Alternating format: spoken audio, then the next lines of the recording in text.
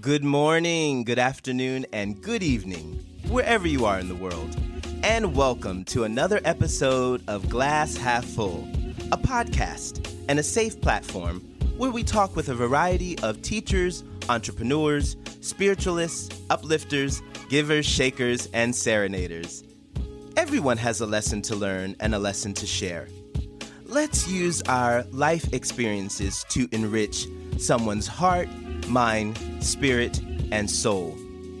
Through sharing our experiences, we can be a learning inspiration for one another.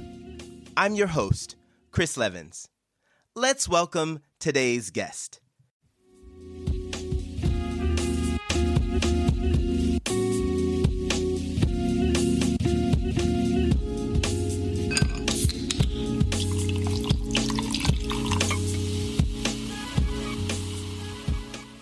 Good morning, good afternoon, and good evening, wherever you are in the world. And welcome to another episode of Glass Half Full, a podcast and a safe platform where we talk with a variety of teachers, entrepreneurs, spiritualists, uplifters, givers, shakers, and serenaders. Everyone has a lesson to learn and a lesson to share. Let's use our life experiences to enrich someone's heart, mind, spirit, and soul. Through sharing our experiences, we can be a learning inspiration for one another. I'm your host, Chris Levins. Let's welcome today's guest. Today's guest is Denise G. Lee. Denise G. Lee is not just a coach, but someone who has lived through deep pain and has done the work to heal. She doesn't offer quick fixes or surface-level solutions. She sees you because she's been you.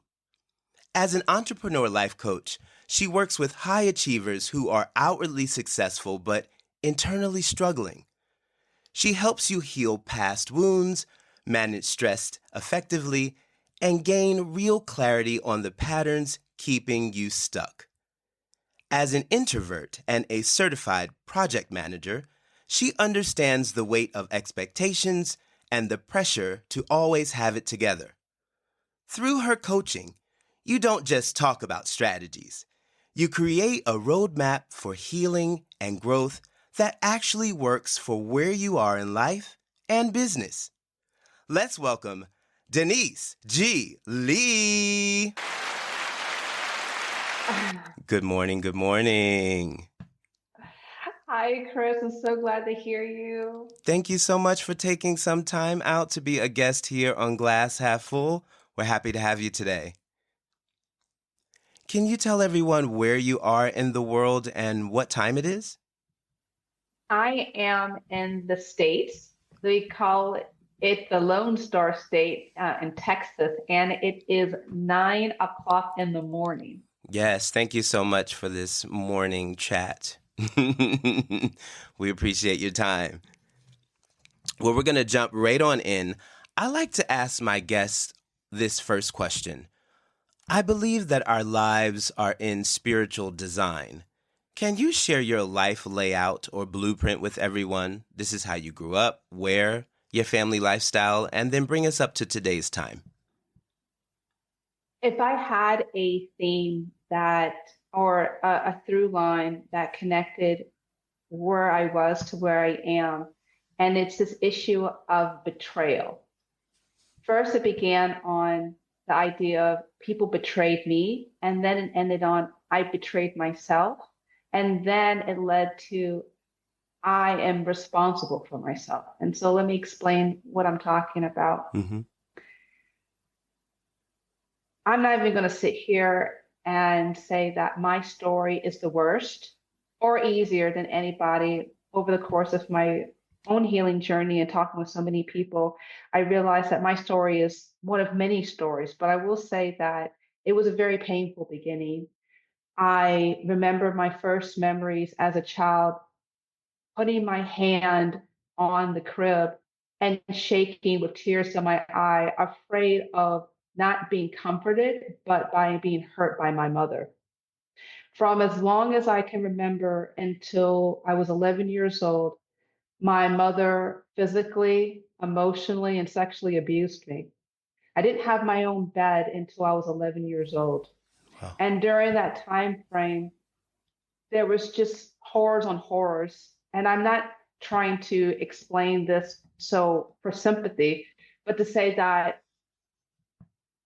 I really thought my life was just hell. And I remember I tried to commit suicide when I was 7 years old. And I remember I What? was at a trip with the daycare where I was, and we were going to a pool, and they told me because I couldn't swim to go to the kiddie pool, and I decided for whatever reason I wanted to go to the big pool. I didn't obviously know how to swim, but Mm. I decided to go in there, and naturally, because I didn't know how to use my legs or arms, I just kind of felt like a dead weight. And as I was losing consciousness, I kid you not, it was one of the most blissful experiences. I felt like I was going to leave.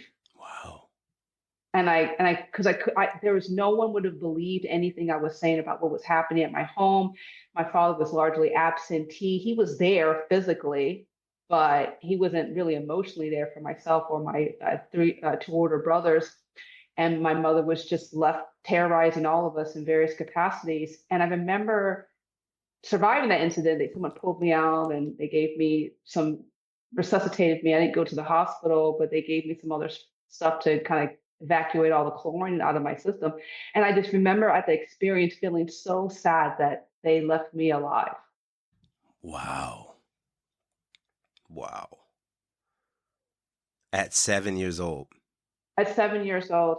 So it was a lot of things going on between even from 7 years old to 11 years old. I was witnessing my mother. I mean, she was never diagnosed with, I believe she has bipolar disorder, Hmm. or definitely some type of schizophrenia affective disorder. So I'm just speculating, but I mean, the things that she did was just so downright bizarre. Like sometimes she would get some fits and rage. She would take off her clothes. She would run around with a knife in the house. Wow. It was embarrassing. There was times when my father finally did leave shortly after I came back from being in foster care. That's how the abuse stopped at 11 years old. I told a teacher, and the Child Protective Services took me away for a year, and I came back. Unfortunately, it's a long, convoluted story how I got back. I should have never returned back. Mm. And then my father left during that time frame, and there was periods of time where the bills weren't being paid, electricity was shut off. I would have to Mm. take baths by candlelight. Wow. And so there were so many horrific things. And as I tell the story, it feels like I'm talking about somebody else's life. And in that time frame, it was always, I felt betrayed by life. Mm. Wow. And so this continued on. What happened after 11? So after 11, I'm still living with my mother from 11 to 14. Don't know why. Should have never been living with her. She stopped abusing me. I had my own bedroom then. And then it was just my mother would have more, I believe, psychotic episodes. And it got to the point where one time it was so terrible where I was saying, I just want to live with my dad. I want to live with my dad. And I didn't even know at the time should not have been living with my dad. I come to find out later. And she said, if you want to live with your dad, I'm just so sick of you. I'm going to kill you now. And she took out a box knife and she was running. I barricaded myself somewhere, called the police. The police came by, took me, my father came by, and I never went back to that house again. I finally found out that maybe a few months later, the house was foreclosed, and her and one of my other brothers went to live in a little apartment because the bills weren't being paid. Wow. Mm. And I thought that it was going to get better, but it got weirder and worse in other ways when I was finally living with my father. Oh my gosh. Wow. Okay. All right. Take us on up. Now we've moved with dad. Are we skipping past dad's story? Are we? I don't even know my dad's story because to this day, my father is still kind of guarded about his life and his upbringing. But he still is he never abused me Okay. physically. Okay. I just want to make it clear. He never physically abused me, but he was very neglectful and he was very emotionally absent. Mm. And I just believe that he just there was just something that just broke in him. I don't know if it was a marriage. I don't know if it was his early upbringing or living with my mother. I don't know what happened, but there were a series of my points where when I was living with him, I had suicidal ideations. Even then, I remember my father so fed up at one point saying, "Why don't you stop talking about it and do it?" Oh, wow. And I don't really know how to process that even now talking about that. Hmm. So Because did you feel that yeah, he loved you in his own I way? don't, I think he didn't know how to love himself or other people. I think he was just so desperate to feel emotionally comforted sexually by women, which I came to Mm, find out why he was gone all the time. And even when I was living with him, there was weekends where he maybe showed up to change his clothes, refresh himself, and I wouldn't see him for the rest of the weekend. mm, Or some nights that he wouldn't come home because he was always chasing some woman. And all those years when my father, he said he was working two jobs, he might have been working, but the other times he was just out having women. I came to find out when I was living with him and his one of many girlfriends at the time for a year that he routinely even cheated on her. He just picked up every woman that would just interested in his company until mm. they got tired of him. Wow. Hmm. And so you lived and how long did you stay with your dad? I lived with my father until I was 21 years old. And so you would think at 21 years old, I'm an adult, right? I'm a freshman in college. Okay. And there's a long story why I'm a freshman at 21 in college, but I'm a freshman. And oh, no, a sophomore, sorry, because I just finished up my first year, going into my second year. Hmm. And I'm adult, right? But I wasn't an adult. I was mentally and emotionally a 15-year-old kid stuck in a 21-year-old body Wow. because despite the fact that I did go through therapy off and on, despite the fact that I was technically had a bank account, a car, and everything like that, I didn't know how to relate to anybody from a very suspicious, negative, paranoid, angry perspective. Hmm. And so I was not prepared to live an adult life. Hmm. Wow. And so this takes you to what did you study when you went to school? Not what I do now, but I had a dual degree in environmental science and geography. And the funniest part Okay. about it is that that degree was not a degree that I necessarily wanted to have. It was because out of desperation, I was originally a computer science major. And Hmm. because, well, my brother was a computer science major, my other brother was a mathematician, my dad's an economics major. Maybe, so Hmm. stupidly, I thought I should follow along the family lineage. Come to find out, I wasn't inclined in that, and either I changed my majors or I flunked out of college. And in desperation, my then best friend Faith and I were sitting in my bedroom, piling through all the majors, and decided that environmental science seemed easy enough, and I could still say in science major because that was the scholarship that helped me gave me Oh. a good stipend. So I Hmm. had to choose some science, and so I chose environmental science. Okay. Okay. I'm sorry for all, for all the people who were like my professors or like who thought I was really into the environment. I still believe in Mother Earth, but He said, but the truth be told, yes, hey, we got to do what we have to do. So no qualms for that. I'm sure you learned quite a bit from it as well, for sure. So during the university, were you able to find a sense of belonging? Were you able to connect with people? You just mentioned a bestie. So there were people that you were able to start to confide in or to become close with? yeah, but they weren't the people that were actually helping me heal. They were my enablers. They were my scapegoats. They were the people that got me entangled into worse things. Mm-hmm. It wasn't so much that I was being nurtured and healed. It was just like I was jumping from the frying pan right and straight into the oven, or wait, off the pan into the the fire, whatever that analogy goes. The It funny was getting part is hot. is It was that getting hot. Yeah, it was just crazy situations where I would meet people that were suggesting to me to have threesomes. There was people who were suggesting same-sex relationship. There was people like who were telling me to do certain things. It was not conducive to my emotional development. Hmm. Let's just say that. It was where my sex addiction and my alcoholism fully blossomed. Mm-hmm. Oh gosh. Right. And so how do you finish school? Do you make it through? Remarkably, I do. And it's not because of my belief in myself, it was the fear of being homeless. That got me to still continue through my studies. It was a fear of being reprimanded by my school counselor that gave me more pep talks than any of my family members ever did, that Mm-hmm. made me continue to see that I had worth and value. And in fact, when I graduated, I was offered not one, but two free rides to the grad school, one for land use and another one for geography to continue on. Oh I wow. turned them both down because my then fiance said, I need to get to work. Mm. And that was more important to me than continuing my education Wow. Okay. at the time. Mm-hmm. Understandable. Well, I mean, I get it. I've been there too. Like you're over school, you just want to break. You're like, just let me get, and you wanted to make a little money. Nothing wrong with that, for sure. No, no, Chris. I wanted the approval of the person that was providing me emotional attachment over my own long-term well-being. Oh, okay. He had went to grad school. He already went that process, but he just wanted me to make money. I didn't necessarily want to break. I just wanted to be loved at all costs. Hmm.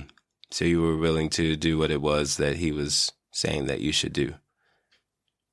Yeah. Hmm. Wow. Okay, so bring us up. You go into the work world. You take us through. Take us through. So you're in the work world now. So not shockingly, my engagement to that man didn't last 9 months after I graduated college. And I'm still sexing with random people and drinking and somehow having jobs. Somehow, don't even know how. I'm so volatile emotionally. What And kind of so job it's did you get? well, I worked for the first I worked for the private sector, and then I started working for the federal government Oh, in okay. various capacities. I remember, sidebar note, I was working for FEMA, Oh, Federal Emergency wow. Management Agency, during Hurricane Katrina. For Oh, those of you snap. guys who are actually old enough Yes, to we know remember about. when I the was about to levees say I were. know about it. Okay. And I remember when Kanye West said that the government doesn't care about Black people. And I remember there's a point to this. There's a point to this. So I'm sitting there in like the operations center, like the nurse center where they're making like deployments and sending aid and whatnot and federal Mhm. resources. And I remember on the screen him screaming, Kanye West doesn't care about black. Sorry, Kanye West is screaming, the federal government care about black people. I'm like, think about it. Are you insane? I'm working 12-hour days. We care about black people. Trust me.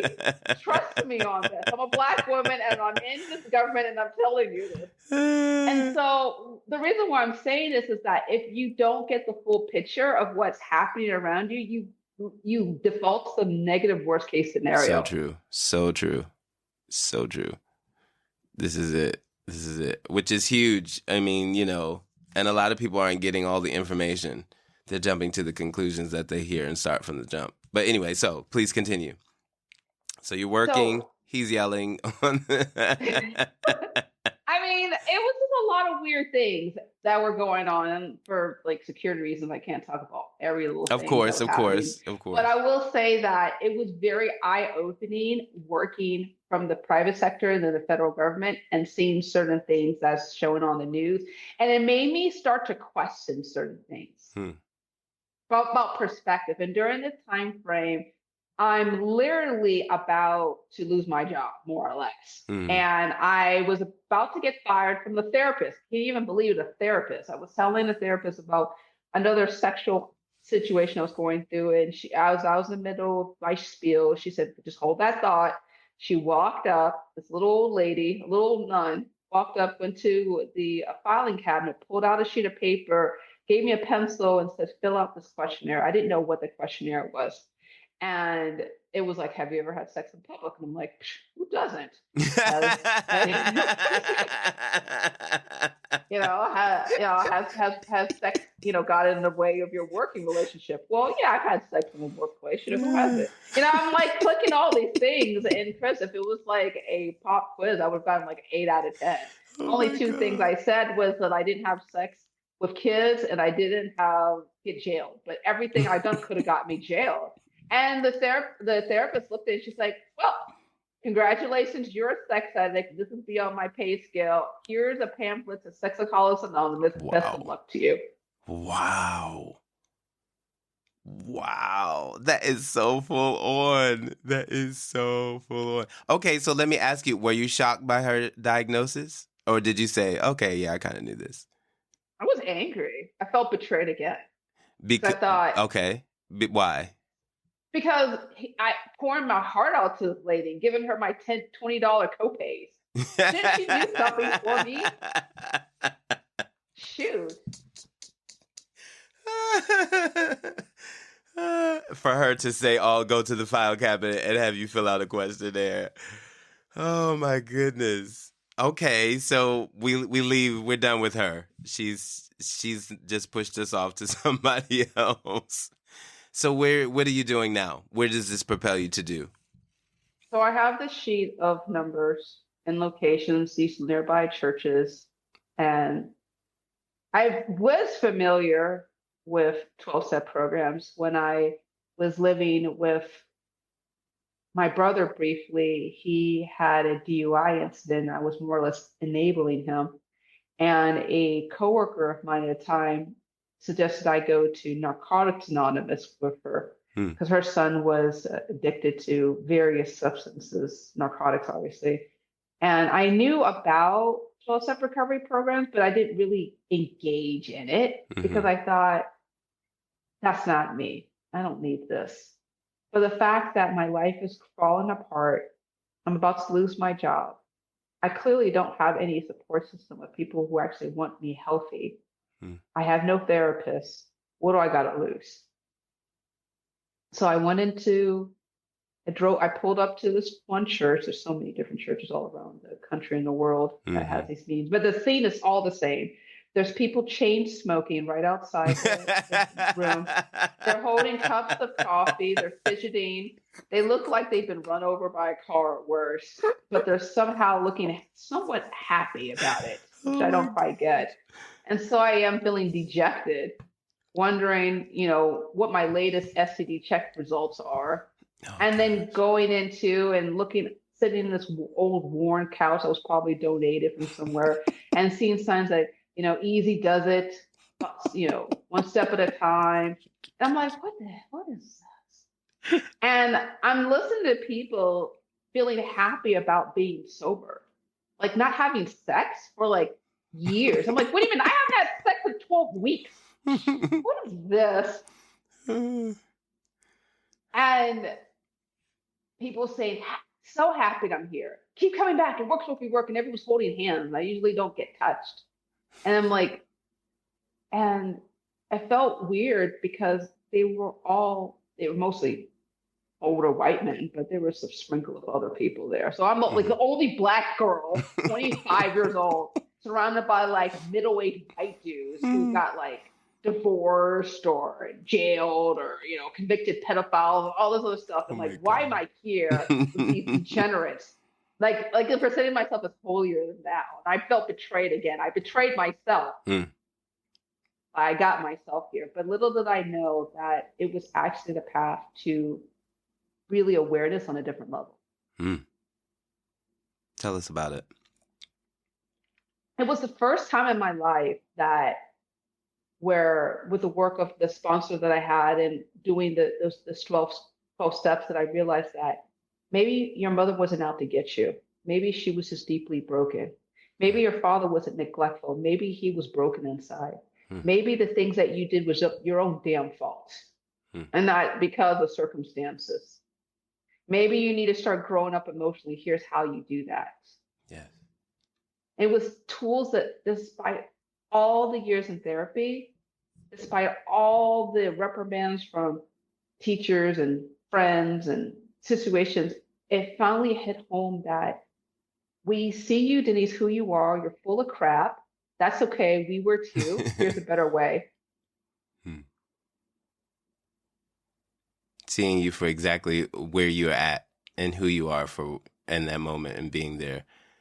Let me ask you, and from this one church, how long did you stay there for a period of time after you Oh, I finished it? bounced around. I bounced. Okay. I mean, the way the 12-step programs work, Sexaholics is similar to Alcoholics Anonymous, where you just go to ever there's meetings. Oh, So okay. one church, one location, it doesn't matter. They're all over the Okay. place. I went to retreats.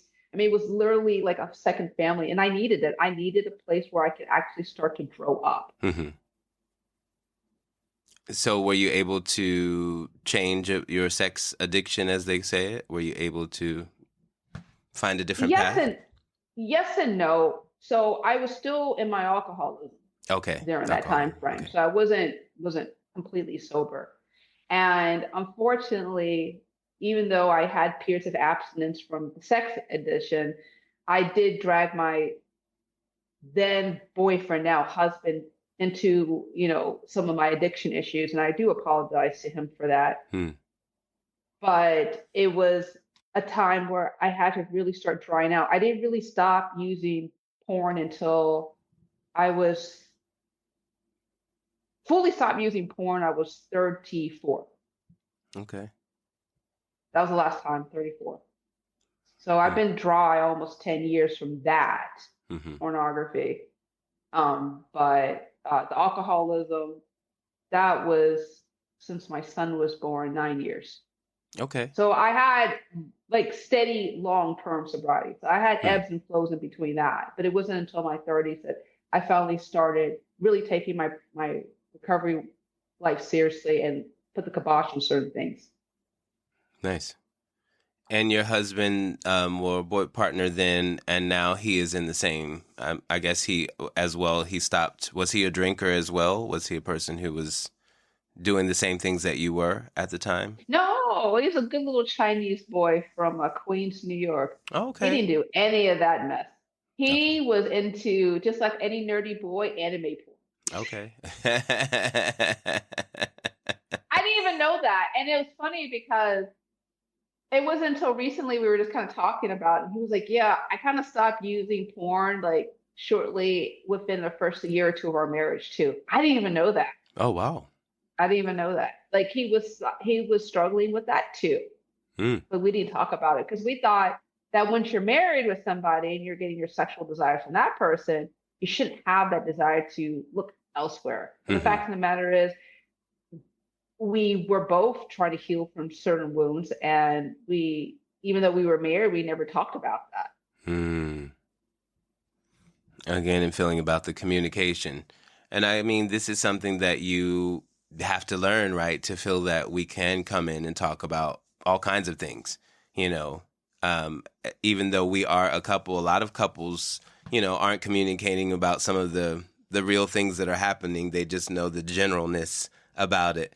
Either people feel some uncomfortability sometimes in talking about it, or feeling that they're not ready to share where they are in talking about it. But still, sometimes that sense of communication is not always as free as it is. But later on, coming back, that's nice that you guys can have that moment to realize, like, wow, I didn't even know that, all these years later, like, wow, okay, about that.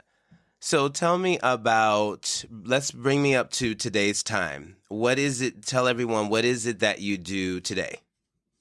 So How I, do you help people today? so getting back to the beginning of the conversation, moving from feeling betrayed, right, that then betraying myself, into really learning to take responsibility. One of the most radical things that I did was finally stopped trying to live life from a place of fear, anxiety, and people pleasing, and actually started to use all the gifts and the knowledge that I've accumulated over the years.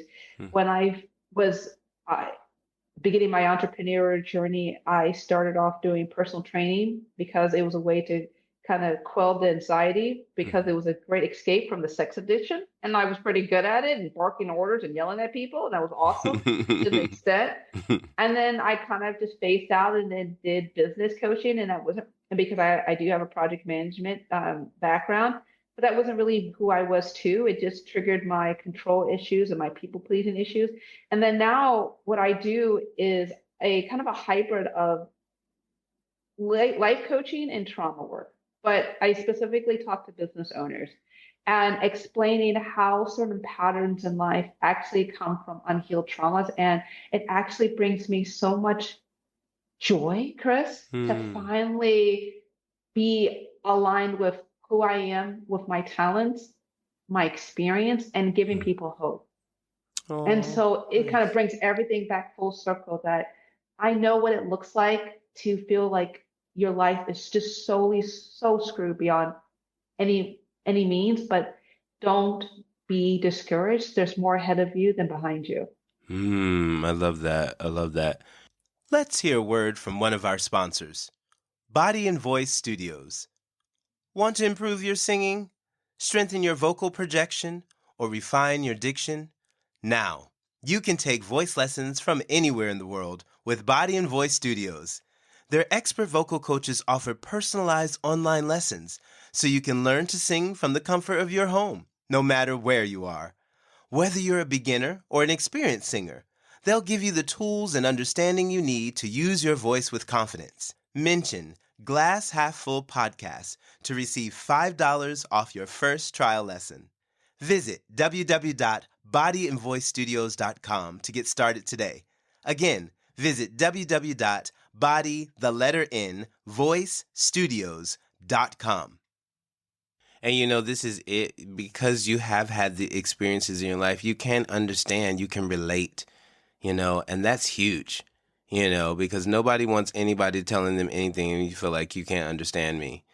And, just from a little bit about what you've said in your life, you've been through some things. And so you have an understanding about a lot of things that are going on and probably being able to recognize it in other people as well when you see them, as if they're broken or if they're in the midst of dealing with things. I want to talk about this a little bit deeper. I want to talk about the leadership role. I want to know, how does a leader's emotional intelligence shape the culture and success of their organization? There is a part where you can only lead people to the point of your own level of vulnerability. Mm, For example, if I'm not willing to get up and tell you, Chris, and everyone who's listening that I was a jerk, I'm a recovering asshole, right? I did crappy things. Here's what I've learned, why it hurt me and it hurt everybody. How can I show that vulnerability to instill that level of courage in the people I'm leading? mm, Because we as human beings, we are tribal creatures. We match and mirror what we believe is what our leaders are espousing. Like, for example, I remember, maybe you remember too, when everyone was so shocked about Ellen DeGeneres. She's a jerk. She's a jerk. She was being mean on her show. She wouldn't have people look in her eyes. What's all this about? mm-hmm. And but wait a minute, she was always going up on her show talking about being happy and loving and whatever. And it was such a disconnect because on the she was trying to espouse love and virtue and all this other stuff, but behind the scenes she was being a jerk. So there was a disconnect with her people, and that's what caused them to leak to the tabloids and other people like Ellen DeGeneres is not who you think she is. Mm-hmm. It will eventually come to surface the character of the leader, and it can poison the organization if the leader is not aware about who they really are, warts and all. Hmm. Yeah, I agree with that. Nice answer. Yeah, you need to know, definitely, and it will, like you say, it will poison the organization. This is it. This is it. Nice answer. Do you think that past failures become a leader's greatest asset? If so, how? Well, I personally wouldn't be here talking about it, right? If I couldn't sit here and tell you about the dumpster fire of my early adolescence and adulthood, I truly believe everyone who has been through something has a beautiful story that can help inspire and motivate other people. And I was thinking about Robert Downey Jr. The other day. I was talking about it with my husband, and we were Oh. talking about his movie Tropic Thunder. They'll never have anything like that ever again. But the point I'm trying to make is that Robert Downey Jr. he was arrested. He went to jail. Mm-hmm. He had a lot of bad fallout from his previous lifestyle. Mm-hmm. And now look at him now. I mean, he's the Iron Man. Yeah. I guess he was Iron Man. He was, yeah. Yeah. You know, he's done so many different cool movies. He is so bankable now, but he's also a comic. Mm-hmm. Yeah, he is. But he has this level of humility and a cool factor that could have never happened had he not been humble. Hmm. And I think that everyone who has messed up in life has that cool factor. Nice. Question, do you think that self-forgiveness plays a big role in leadership and decision-making? So imagine, Chris, I call you local time, your time, 7 a.m. and I say, hey, good morning, Chris. You're an asshole. This is after the good morning. This is after the good morning. Good morning. You're an asshole, right? And then what if I call you like a couple more days and say, hey, good morning, Chris. And you say, hey, good morning. Good morning. Hey, you're a jerk. And if you stupidly continue receiving that message again and again and again, unless you have brass balls or have selective memory, you will start to internalize. If you don't question it, you'll internalize the belief that you're stupid and you're a jerk and all these other stuff. But people who haven't dealt with their issues are saying these things on loop, unquestioned. And it will cause them to create and manifest certain types of reality that forms that underlying belief. Yeah, it would be a good or bad. We think it's ridiculous if I call you, right, and I say, hey, good morning, you're a jerk, right? Mm-hmm. But people wake up every day and look at themselves in the mirror and say, you're stupid, you're fat, you're ugly, you're useless. Yeah, you're right. They're taking little points of experiences that we all have, good, bad, and ugly, and making a generalization of who they are. And that's terribly unfair for you, the leader. Yeah, it's true. You're right. You're right. Speaking about dealing as the leader, how do leaders navigate the tension between self-confidence and self-doubt in high-stakes decision-making? So in a business world, there's this concept called the Peter Principle. It's really more for like promoting people, but the same concept applies for entrepreneurs, high-achieving leaders, is that at a certain point, you'll be promoted to your level of incompetence, meaning that, or the colloquial phrase is, you're beyond your pay grade, right? Okay. Oh, yes, You're so good at a certain point, and they think you're such a rock star, and they think, well, maybe she can handle more work. I'm like, actually, no, she can't. She wasn't really good. And so there's a point where we all need to be pushed and prodded. So we all need to have our mettle tested. Right? And we never know who we are unless we're put through the situation. But at the same time, if we don't want to test ourselves, it's because of some type of limiting belief or some type of unresolved issue from the past. And so I'll say that it's not so much the experience, but how you respond to the experience that matters when it comes to self-confidence or limiting beliefs. Are you pushing yourself to that level because of what other people expect of you? Or are you pushing yourself because of what you expect of yourself? And even if you mess up, what can you learn from that experience? Yes. That's what really matters. You're right. Not necessarily the outcome, but what have you learned of yourself? What can we take away? You're right. Especially about ourselves. I mean, when you really know yourself, it's huge. You know, it is a huge ordeal. And the younger people, my nieces in that age of these young teens today, it's like I ask them something, they're like, I don't know. And I'm like, well, what do you mean you don't know? Like, you should at least have some type of answer, like something, you know, like, at least dig a little deep to find out something when you're asking things about yourself. What do you like? Have you not asked these questions? What do you want? But a lot of times we're caught into what other people want for us to do, or doing other things that other people think we should do, instead of being where we're supposed to be for ourselves. So yeah, that makes that makes 100% for that. When you're dealing with leaders, can I ask you, how can leaders ensure their personal healing journey positively affects their professional legacy? We live in a really weird age, Chris, where people are obviously listening to this podcast like this, right? And they're seeking the listicle, their 5 steps to being awesome, or their 10 steps to eliminating fear for once and for all, or whatever is trending on an Instagram reel. Mm-hmm. And people can become self-help junkies looking for that one thing that will cure all, that instant pill, that instant idea or webinar. And the fact of the matter is, it's not that way. We are creatures of becoming. We never will arrive. There are going to be seasons of our lives we're going to ace it, and there's going to be seasons where we're going to just put our foot up our rear. I want to keep this G-rated. We're gonna mess up. We're just gonna mess up, and there's gonna be moments all in between where we're gonna be afraid and scared and not really knowing where we're going or what to do.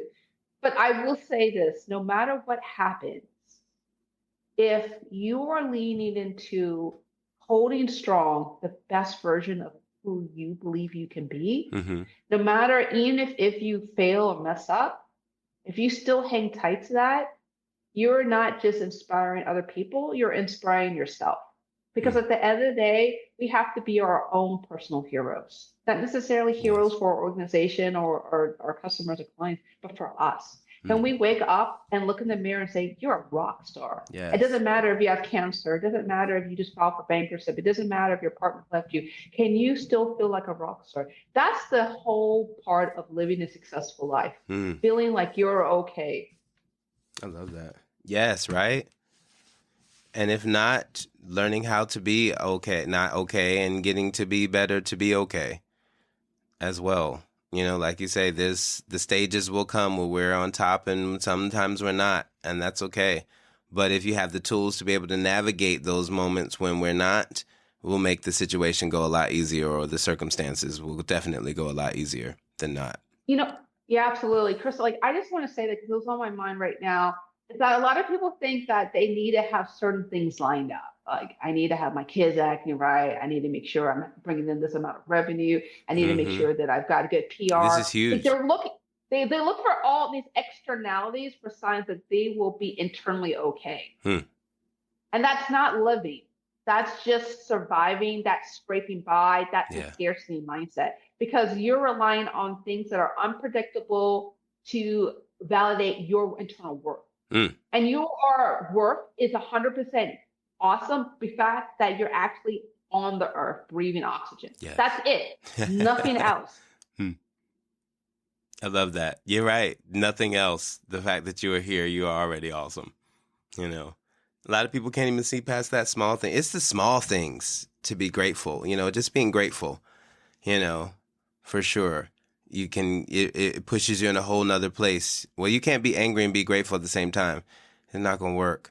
But definitely falling into just being here, just realizing that we are here and that we belong. And we're awesome. I love that. I love that. I want to change a little bit, and I want to ask you about your podcast. Let's talk about your podcast, the Entrepreneur Podcast for Leaders Committed to Growth and Healing. We love that. Such a lovely title. Tell us about it.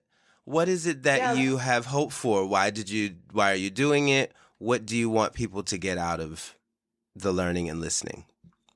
Yeah, the Introvert Entrepreneur Podcast, I've had it since 2020. I can't even believe it's been 5 years already. Wow, congratulations. Let me get a little, because yes, nice job. Congratulations. Thank you. And I wasn't doing it originally to help anybody, but to help myself. Like, again, I said Okay, I'm a that's recovering honest. asshole for a reason. The beginning, the origins of it was just as a lead generating funnel that somebody told me was awesome because they said, if they get hooked on your words, they'll keep consuming and consuming. Because I actually have listened already to several of your podcast episodes yourself, Chris. So Oh, I wow, bless definitely your get heart. that. Thank And you. and I was particularly touched by the episode that you had with the guest that didn't know that her father committed suicide. It was a Oh, big cover up yes. job in her passion. That one Lisa. really touched me. Mm, And yes. so Thank you. the reason why I have my podcast involved really from business coaching to healing and leadership coaching was because I wanted somebody to share the good, the bad, the ugly in a very unfiltered and honest way. I wanted to actually have a safe landing spot like your podcast is specifically for the entrepreneur that is looking for a perspective that's not shared mainstream, that says, I Hmm. understand what it looks like to have burnout. I know what it looks like to feel anxious. How do I keep everything afloat while managing my team? I wanted to speak directly to those people from a general life perspective, and I wanted to bring in a trauma informed approach to it. So Hmm. that's really where I'm at with this podcast and how it's kind of evolved. And I'm very proud to have over 600 episodes and just Wow. have so many well-renowned doctors, therapists, psychologists. Dr. Claudia Black was one of my guests. Just so many people that are like heavy hitters in the trauma recovery space that I'm just so blessed I've had these conversations with. I love that. I love that. And that's the same here. I just wanted to do something. I mean, my intention to start was different from yours, but still in the end, just having these wonderful chats and talks with people and just hearing different perspectives and a new insight and new visions and just it's so inspiring. I never felt that I would be blessed by each guest that I have on. It was something I never thought about. It was just something that I wanted to do and to put out to just do my part with giving back. And from every episode, I am always blessed by something that I have learned or has helped change me or given me a new perspective. It's quite exciting because it's a free gift that I was never expecting to receive, but it has been most rewarding. With every episode and with every guest. So I understand your feeling about just, the people that you're talking with and what you have to share. That's awesome. And where do you see your podcast in the future? I haven't really thought about that. One of the things that I've learned in recovery is focusing on the present right Okay. now. Okay. That's honest. Yeah, That's I know I honest. should say, well, in the next 10 years, I envision being on blah, blah, blah show and having Super Soul Sunday with Oprah. Like, I'm not even like thinking that way. I'm But just if that's thinking, what you want though, right? It's, yeah, I think, yeah, either way works. If you feel like, yes, that's what you want to voice it out. But if not, yeah, I get it too that, being present is huge. I think that's really important in life just to be able to be present because tomorrow's not promised. And Lord knows we can't go back. Sometimes we don't want to, but still being in this mm, moment now. And people always say, how do you become present? The thought of saying, I want to be present is you're present. It brings you right. It brings you right to the now of it. Someone said to me and I was like, oh, that is so clever, but it is really true. But you're right, dealing with now and being now is a wonderful place to be. So I get it. I've never been in recovery, but if they're teaching that, then that makes sense. yeah, yeah. I think for anybody who's listening, no matter what they're trying to do, if they want to start a podcast or whatever they're doing, is yes, there are things that you need to do to obviously bring in guests, improve the quality, improve retention, all that side. The question you should be asking yourself is, did I show up and did the best version of me in this moment? Nice. Nice. Yeah, this is it. Be like, can we check that box? Can we check that box? Nicely put. Nicely put. I want to ask a little bit about mental health and mental care. After Mhm, you've spoken about what you have, dealt with in your life and therapy, mhm. how do you maintain good mental health today in 2025? What is it that you do to keep yourself in good condition?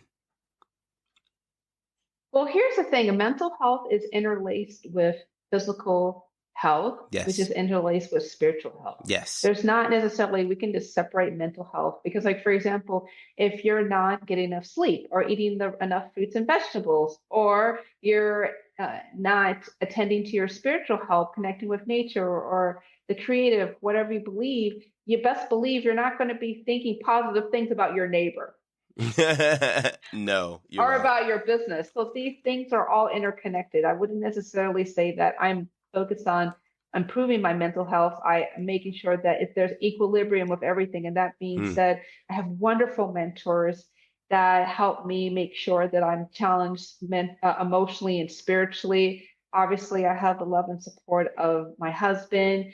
I'm Hmm. constantly reading through different things to help me understand people's perspective from a Hmm. different angle and staying connected to my belief system, staying connected with earth, with even though I guess I am still connected with my degree then after all. I'm very about, tending to my gardening work. Yes.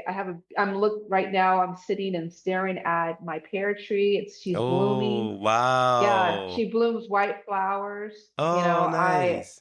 yeah, I'm just so proud of and I also have a beautiful mint uh, plant that's growing right now, is regenerating after I harvest it. So, just doing things that fill me up, mind, body, and soul is something that I don't just do for my sobriety. I just do it so I can actually start being present in life. When I was drinking and sexting and all this stuff, I was disconnected from life. Hmm. So now everything I want to do reconnects me with life. I love that. That's so sensational. I want a pair. Look, yes, that sounds so good. Nice, nice, nice, nice. So I like to ask all my guests this final question. Is your glass half empty or half full? Oh, that's such a good question. Oh, thanks. That's such a very good question. For the longest time in my life, it was always half empty. It was always Hmm. in want and desire and scraping for something bigger, something different, bigger, better. And I realize now it's as full as I want it to be. Hmm. Every time I fill in my cup with optimism and hope and gratitude, I'm filling it in. And Hmm. every time I'm thinking about resentment or bitterness or anxiety, I'm draining it out. Hmm. So for me right now, I'm trying to fill this cup up. I It's love it. full. It's getting fuller every day. Yes, we love it. I love this. The answers. Everyone has something different and their view on it. So so great. Thank you. Thank you for sharing that. I want to ask you, do you have any final thoughts for our listeners? Anything that you want to leave us with to be thinking on, to be savoring on? So even though you might have heard my story and thought, whoa, or may have heard my story and go, honey, take a seat. Let me tell you about my life. This is not an issue of comparing Hmm. who's better or who's worse. It's about asking yourself, are you willing to match my level of vulnerability or even better? Mm. Forget about with other people, but with yourself. Are you willing to be able to see even how the bad things in life has actually helped you and refined you, not had made you contemptuous and bitter? Are you willing to ask yourself how you're really showing up, not just for yourself, but for your team, for the people who depend on you day in and day out? Because whether you not you believe it or not, they're looking for you as a guidepost. Mm. I love that. And look, I was in bated breath, like, are we at a pause? Okay. You're Well, right. I actually, yeah, Look, I I was I, paused. I was holding my breath. I'm like, please continue if you are. No, Sorry. I think I had a pause for a moment because there's moments where I'm thinking about something and I really have to be intentional that it's not misconstrued one way. I used to be a person that felt like I had to shoot off the hip anything just to fill in the vacuum. And I Mm. realized that in those moments of pause, it helps people to reflect about what is resonating most to them. Because for me, I'm thinking about vulnerability. For you, you might be thinking about insecurities. You might be thinking about how you showed up. You maybe replaying all the ways that you failed yourself. Forget about your team. And this is not about recrimination. This is about reflection. Reflection is not looking at your lowest point as a measure of who you are as a person. It's just data points. It's not a summary of you. Yes. Nicely put. Nicely put. Yeah, it is not a summary. It is not a summary. Yes, no, nicely put. You gave us some nice little nuggets today. Well, this evening for me, but the morning for you. And this is, you said 8 o'clock, 9 o'clock in the morning? My gosh, I'm scared of you. Let me see you at 1:30 or 2 o'clock in the afternoon. You going to be, if this is how you are in this morning, wow. You would get a whole different Chris if things were turned around, if I was at the 9 o'clock in the morning. Let me tell you. But you're on fire. Give it to us, Denise. Give it to us. Yes. I want to ask you, can you tell everyone how they can reach you if they want to find out more about you? Yeah, the best place to find me and just get more of these very honest perspectives on this life and learning how to live who you are authentically is info.deniseglee.com/learn with Denise. I know that's a lot of long words. Thank you, Chris, in advance for putting the link in the show notes below. Of course. Yes. I will. Everything will be linked at the underneath the posting of this. So, because people do not have anything to write stuff down with. So everything will be there, and they can just click away to go through to find out all your information. Denise, thank you so much for having a chat with us today. We are so happy to have had you on Glass Half Full. Thank you for this morning. Thank you for your evening with me. Oh, you're so very welcome. We really appreciate you taking the time out and just sharing everything about your personal life, and that's brought us up. And I love the comment that you made that we have to be our own personal hero. And I love that. And it's something that our family says, but we've never actually put it out in public. But it's nice that other people to hear somebody else say something similar. So I love that. And you're true. We do have to be our own personal hero for that. Thank you so much for your time and your energy today. You have a wonderful and awesome day ahead of you. We'll talk to you real soon. Thank you for having me, Chris. You're very welcome. Thank you. Bye-bye. If you love the show and want to support us, you can become a monthly subscriber for as little as $1 a month, or make a one-time donation. Just look for the heart icon or the support link on our podcast platform. We're so grateful for your continued support. It helps us keep making this show even better. Thank you for tuning in to another inspiring episode of our podcast. I'm your host, Chris Levins, and I want to express my gratitude to each and every one of you for being a part of our supportive community. Remember, Glass Half Full is not just a podcast. It's a safe platform for everyone to share their life experiences. Your stories and voice matter, and we appreciate you for being here with us. If you enjoyed today's episode and want to stay updated with our future content, please subscribe, follow, and rate our podcast on Apple Music, Spotify, and YouTube. Your support means the world to us, and it helps us reach even more listeners who can benefit from these valuable life experiences. As we wrap up this episode, always keep in mind, you are blessed. No matter the challenges you face, there's a reservoir of strength within you. Until next time, stay positive, and remember, the glass is always half full. See ya!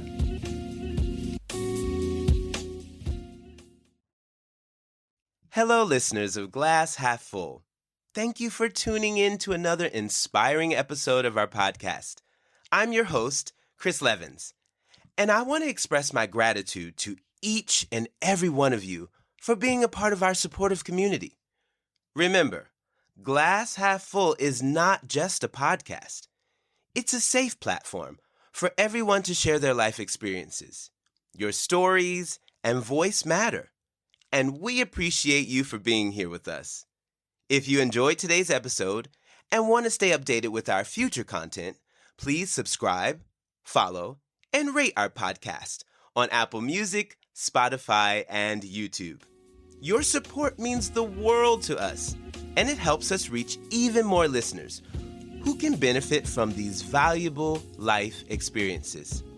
As we wrap up this episode, always keep in mind, you are blessed. No matter the challenges you face, there's a reservoir of strength within you. Until next time, stay positive. And remember, the glass is always half full. See ya!